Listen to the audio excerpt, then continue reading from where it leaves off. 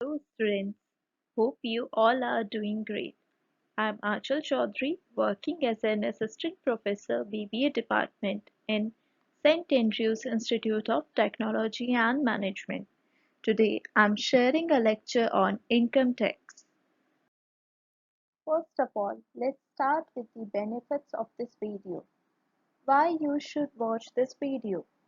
Well, let's start with the subject content. What does it include? Basically, in income tax, it includes basic concepts of income tax, income exempted from tax, income from salaries, income from house property, income from profits and gains of business and profession, income from capital gains, income from other sources, TDS, and deductions from gross total income. Now, talking about the today's topic. So we will start with the unit 3 today, and in today's lecture we will cover income from capital gains, capital assets, short-term and long-term capital gains, zero coupon bonds, and exemptions under the Act. Also, in between the video I will be covering some important points which will help you in your exams. And in the end of every video I will be sharing some questions with you which has been asked in your university exams. So let's get started. So let's start with the Unit 3 first topic, that is income from capital gains. It means any profit or gain that arises from the sale of a capital asset is a capital gain. This gain or profit comes under the category income and hence you will need to pay tax for that amount in the year in which the transfer of the capital assets take place. Basically, it means when an asset is sold, the profit or gain obtained from such sale is known as capital gain. These gains are the amount obtained from the sale of assets which exceeds the purchase price. Thus, the difference between the lowest buying value and highest selling value is calculated for obtaining the capital gain. Basis of charge. So, capital gain will be taxable for the previous year in which the assets is transferred. मतलब कि when you have actually transferred the asset for that particular year, the capital gain should be that tax should be charged on that capital gain. And in some cases, when you have received any consideration, the year in which you have received a consideration that will be calculated as the taxable year. So that will be computed in your taxable amount for the previous year. Capital assets. According to section 2, subsection 14, capital assets means any kind of property held by an assessee, whether or not in connection with his business or profession, or any securities held by a foreign institutional investor which has been invested in such securities in accordance with the regulations made under the Securities and Exchange Board of India Act. Basically, capital assets includes like movable or immovable assets. It can be tangible like furniture, jewelry, etc. Or it can be intangible assets like goodwill, right, like copyright, patent. These kind of things are included in capital assets. Property. According to Income Tax Act, property includes any rights in or in relation to an Indian company, including rights of management or control or any other rights whatsoever. Basically, in property, a property which is owned by a company, and a company has its full right that he can sell out that property for the welfare of the company, that is included under the property. But it does not include the following, like stock in trade, any securities held by the SEBI, that is known as stock in trade, that will not be covered under this. Any personal effect. Personal effects here means any movable property held for personal use for the SSC or for any dependent member of his family, but except jewelry, archaeological collections, drawings, paintings, sculptures, or any work of art. That these all will not be included under the personal effect. And next is your agricultural land in rural area. Agricultural land in India is not a capital asset. Next is your gold bonds, special bearer bonds, gold deposit bonds. These all are not included under the property. Is your capital gains. So basically capital gains are of two types. First is your short-term capital gain and the second is long-term capital gains. What do you understand by these two? So basically students, short-term capital gains are the one when the time between the purchase and sale of capital assets is less than 24 months. When the time period is less than 24 months, then it is short-term capital gains, whereas when the period between the purchase and sale of that property or asset is more than 24 months, then it will be considered as a long-term capital gain, right? So these both are calculated separately. So it is very mandatory to know about the both of them. So you should know how to calculate these two differently. First, let's see how to calculate short-term capital gain. So this is the format for the short-term capital gain. First of all, we have to find out what was the sale value, like the amount by which we have sold that asset. So that is known as our sale consideration. First of all, we have to write down that amount. Then we will deduct the expenses which we have incurred during the transfer of that asset. If we have incurred any kind of expense like any kind of storage or any kind of moving transaction means like we have paid any kind of expenses for the transportation cost, so that will be your expenses on transfer, by which you will get net sale consideration, from which you have to deduct two amounts.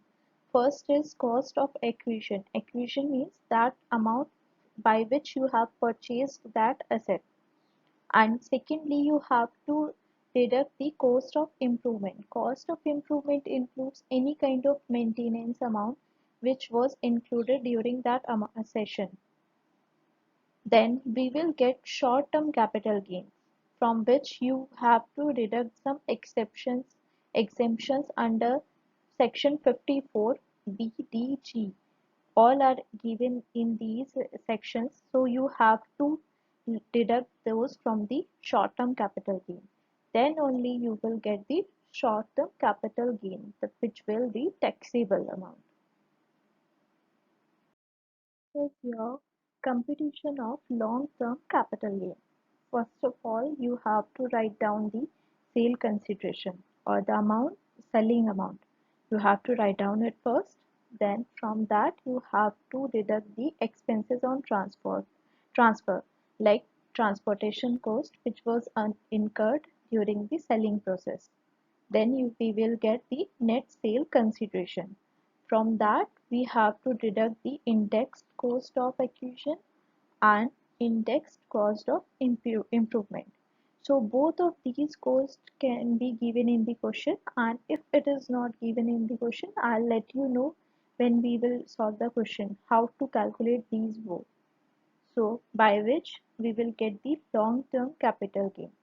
So from that we will deduct the exemptions under section 54 54B, 54D, 54EC, 54F. So after deducting all these exceptions, we will get the taxable long-term gain. So students, we will solve the questions related to the short-term capital gain and one from the long-term capital gain. We will solve these questions in our next class. So next is your zero coupon bond.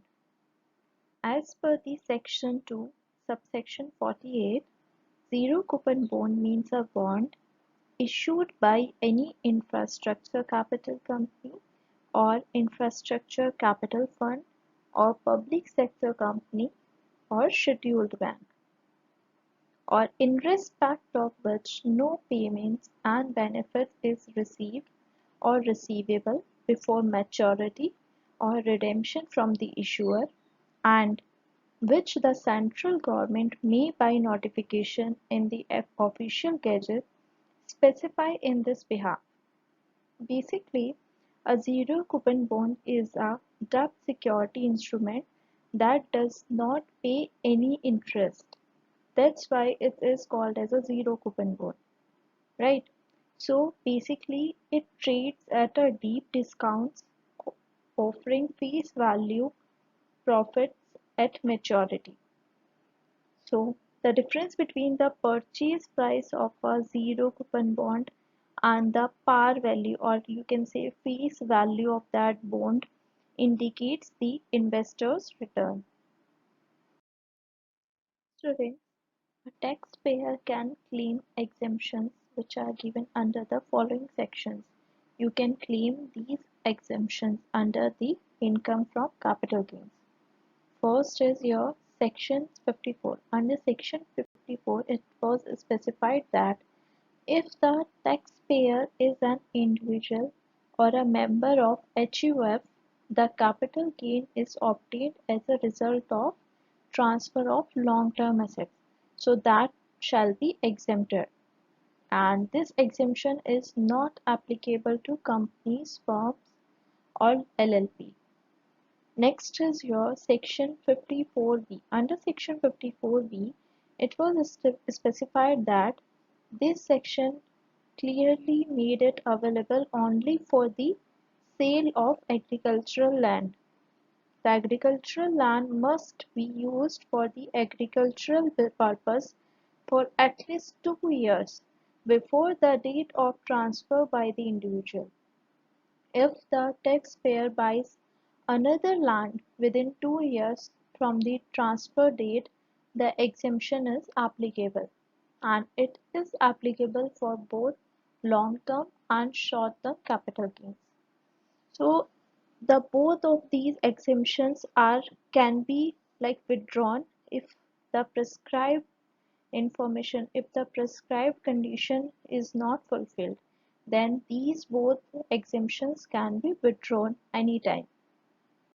Under section 54EC, it has been specified that if the taxpayer within 6 months from the sale or transfer date has invested that capital gain in long-term specified bonds, which has been specified under any of the authorities for a period of minimum 3 years, that shall be exempted to maximum limit of 50 lakh rupees. And under section 54F, it has been specified that taxpayers are exempted for the capital gains for the transfer of any capital assets other than residential house, and the net consideration has been reinvested in purchase of one residential house within a year before the transfer or within 2 years after the transfer. If the taxpayer possesses more than one residential property, then he will be deemed from the exemption. So that's it about the exemptions. So I hope you are clear with the basic of the income from capital gain. So these were the basic concepts. So rest of your doubts will be clear when we will solve the numericals. That's all for today's lecture. In next video, I will be continuing with Unit 3 only. So here are the questions which has been asked earlier in your university exams. First question is, what do you understand by the term capital gains used in IT Act? What are the rules regarding exemption of capital gains? Second question, what is short-term and long-term capital gains? Explain how to calculate short-term and long-term capital gains. So you have to solve these questions. Both of these questions has been asked in your university exams. I hope you are clear with today's lecture, and if you face any difficulty or you have any kind of doubt, so do let me know. I will arrange a doubt session for you. Thank you so much for your cooperation and for your interest. Stay tuned for more videos.